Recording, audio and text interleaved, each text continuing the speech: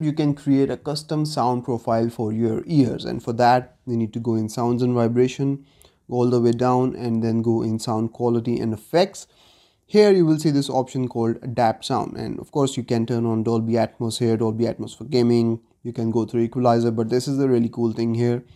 Here you can create your own personalized sound profile. You can go in here, turn this on, and here it tells you exactly what it does. Here you can select adapt sound for media or calls, or just media or just calls. Then you can either select your age or your age profile, or you can add personalized sound profile here. And to go through this, you have to put on your Galaxy Buds or your headphones, and then just go through these instructions and it will create a customized sound profile for your ears, which is great. Next up, we have separate app sound. So you can use one app from this phone from where the sound or media will play on another device, not on this phone.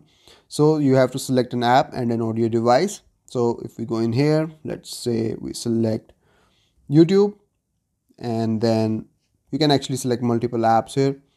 So go back, and now you have to select whether the sound from this app will play on the phone or on a Bluetooth device. So then you can go on the Bluetooth device, you can connect your speakers. So whenever your speaker is connected to your phone and you turn on YouTube, the sound output will be that speaker for YouTube. It will not play out of this phone. So that's separate app sound, which is great.